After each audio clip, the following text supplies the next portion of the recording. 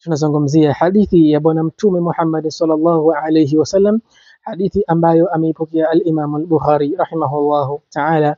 Mtume Muhammad sallallahu alayhi wasallam anasema la yadkhulul jannata qattatun, mtume wa Allah anasema hatoingia peponi mtu yoyote ambaye ni mfitinishaji, mfitinishaji wa aina yeyote, mbea wa aina yeyote, hawezi akaingia katika pepo ya Allah tabarakahu wa taala.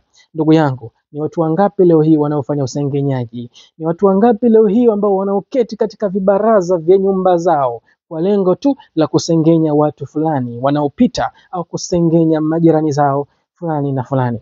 Hawajui Allah subhanahu wa ta'ala anasema katika kitabu chake kitukufu ya kwamba ayuhibbu ahadukum an yaakula lahma akhihi maita fakarihtumu. Allah tabarakahu wa ta'ala anasema ya kwamba katika kuwauliza swali wale ambao ni wambea, wale ambao ni wafitinishaji na wasengenyaji, ya kwamba ayuhibbu ahadukum an yaakula lahma akhihi maita, je, mmoja wenu anapenda kula nyama ya ndugu yake ambaye alishafariki, yani maiti?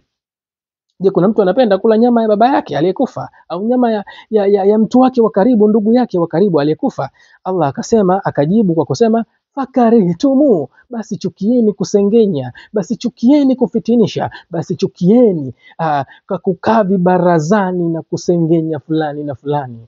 Ndugu zangu, usengenyaji ni katika madhambi mabaya sana ambayo mtu akishikamana nayo hakika atapata hasara kuanzia duniani na kesho akhera. Kwa dhambi hii mwenyewe Allah subhanahu wa ta'ala ameitaja katika Qur'ani ya kwamba ayuhibbu ahadukum ay yaakula lahma akhihi maita, je, mmoja wenu anapenda kula nyama mbichi ya rafiki yake, ndugu yake wa karibu kabisa ambaye alishakwisha kufariki?